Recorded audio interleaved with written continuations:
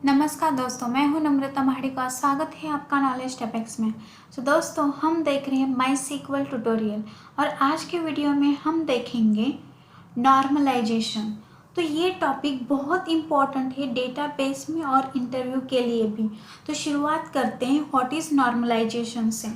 Okay, तो suppose मेरे पास एक एम्प्लॉय टेबल है।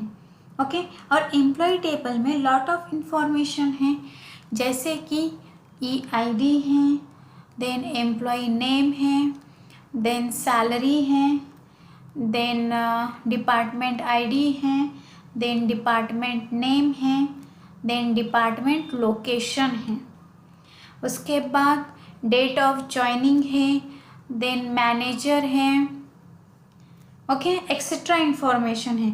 मतलब इस एम्प्लॉय टेबल में डिपार्टमेंट इंफॉर्मेशन भी है। सपोज EID हम कंसिडर करते हैं 1 2 3 4 5 6 7।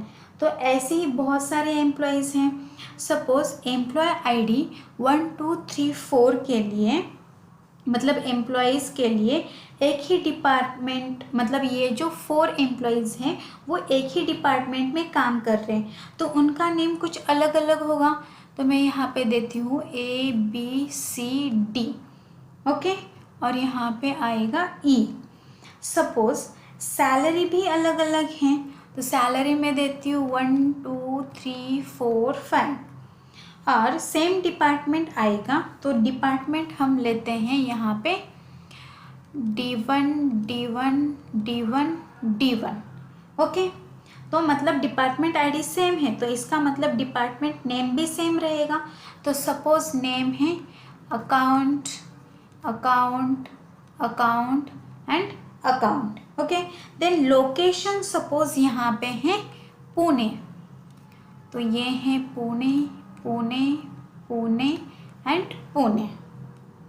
देन कुछ डेट होगा ज्वाइनिंग का, राइट। फिर यहाँ पे कुछ मैनेजर भी रहेगा, तो सपोज मैं यहाँ पे सेम मैनेजर देती हूँ C। ओके, अब सपोज मुझे डिपार्टमेंट का जो ये लोकेशन है पुणे, वो चेंज करना है मुंबई से। तो मुझे कितनी जगह चेंज करना पड़ेगा? ये 4 जगह पे मुझे चेंज करना पड़ेगा, राइट। मुझे यहाँ हर जगह ऐसा आके पुणे की जगह पे मुंबई लिखना पड़ेगा। बट इन केस मेरे से कुछ मिस्टेक हो गई तो कहीं पे पुणे दिखेगा और कहीं पे मुंबई। तो ये सब प्रॉब्लम हो गया, मतलब यहाँ पे ये प्रॉब्लम हो गया, राइट। और यहाँ देखो कि ये सेम डेटा रिपीट हो रहा है। अगर हम ये ब्लॉक देखते हैं तो यहाँ पे ये जो डिपार्टमेंट का डेटा है वो सेम डेटा रिपीट हो रहा है अगेन एंड अगेन, तो इसको बोलते हैं data redundancy. Data redundancy means duplication of data.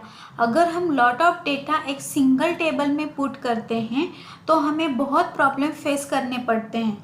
Suppose मुझे कल को एक न्यू डिपार्टमेंट बनाना है, बट मुझे तुरंत कोई एम्प्लॉय उसमें असाइन नहीं करना है, और यहाँ एम्प्लॉय ID क्या है? प्राइमरी की है, मतलब यूनिक आइडेंटिफायर है। तो मैं ऐसा नहीं कर सकती हूँ ना कि यहाँ पे मैंने ID दिया D10 और नेम दिया यहाँ पे सपोज XYZ, और ये जो एम्प्लॉय डेटा है यहाँ पे कोई प्रेजेंट नहीं है, मतलब ये जो एम्प्लॉय ID हमारा मेन कॉलम है वो यहाँ पे नल रहेगा। तो ऐसा हो सकता है क्या? नहीं हो सकता।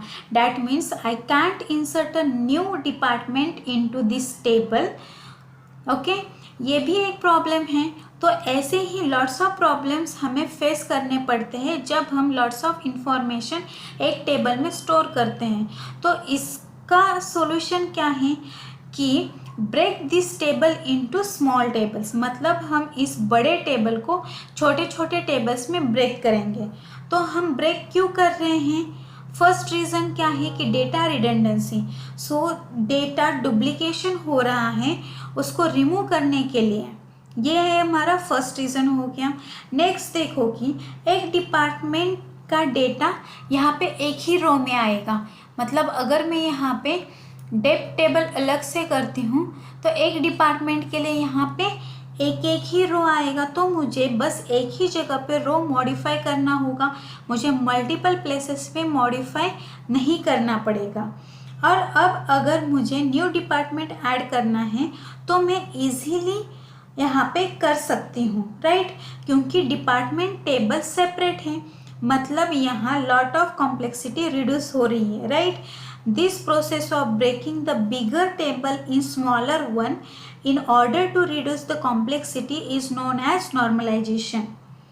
ओके, अब यहाँ टेबल्स ब्रेक करने के लिए कुछ रूल्स एंड कंडीशंस हैं, वो हम देखते हैं। तो normalization is a method of breaking down complex table structure into simple table structures by using certain rules. Using this method, you can reduce redundancy in a table and eliminate the problems of inconsistency and disk space usage. You can also ensure that there is no loss of information. Okay? मतलब हमें ये भी ध्यान रखना है कि जब हम टेबल ब्रेक कर रहे हैं तब जो हमारे टेबल में जो इंफॉर्मेशन है वो लॉस नहीं होनी चाहिए। Okay, then normalisation has the following benefits. It helps in maintaining data integrity. मतलब क्या है इसका कि हर टेबल में डेटा सही होगा, मीन्स वैलिड डेटा होगा। जैसे हमने एग्जाम्पल में देखा था कि कहीं पुणे होगा और कहीं मुंबई, तो वो डेटा इंटीग्रिटी नहीं है, हमें हर जगह सही डेटा मिलना चाहिए। मतलब डेटा है टेबल्स में तो हम उस डेटा पे ट्रस्ट कर सकते हैं, तो यही मीनिंग है डेटा इंटीग्रिटी का। Okay, then it helps in simplifying the structure of tables, therefore making a database more compact. मतलब ये स्ट्रक्चर सिंप्लीफाई करने में भी हेल्प करता है। It helps in reducing the null values which reduces the complexity of operations. मतलब जो नल values के कारण कॉम्प्लेक्सिटी बढ़ती है वो रिड्यूस करने के लिए भी नॉर्मलाइजेशन का हेल्प होता है। ओके, तो अभी यहाँ पे कुछ और भी रूल्स हैं। तो वो रूल कौन कौन से हैं कि each table should have a unique identifier. मतलब आप टेबल बना रहे हो तो टेबल में प्राइमरी की होना ही चाहिए। Okay, then each table should store data for a single type of entity. मतलब जैसे हमने डिस्कस किया था, एम्प्लॉय के अंडर डिपार्टमेंट था तो प्रॉब्लम क्रिएट हो रहा था, राइट। इसलिए एक टेबल में एक टाइप का और एक एंटिटी का ही डेटा स्टोर करना है। ओके, देन नेक्स्ट है columns that accept null value should be avoided. जितना हो सके उतना हमें नल वैल्यूज़ वाले कॉलम्स को अवॉइड करना है। Okay, then the repetition of values और कॉलम शुड बी अवॉइडेड। मतलब कोई कॉलम और रो में अगर वैल्यूज़ का रिप्रेजेंटेशन वैल्यूज़ का रिपीटेशन हो रहा है तो हमें उसको अवॉइड करना है। यहाँ तक समझ में आ गया? तो दोस्तों हम नेक्स्ट वीडियो में जो नॉर्मलाइजेशन के डिफरेंट फॉर्म्स हैं वो देखेंगे। तो दोस्तों अगर आपको ये वीडियो पसंद आया हो तो लाइक शेयर एंड सब्सक्राइब कीजिए। Thank you.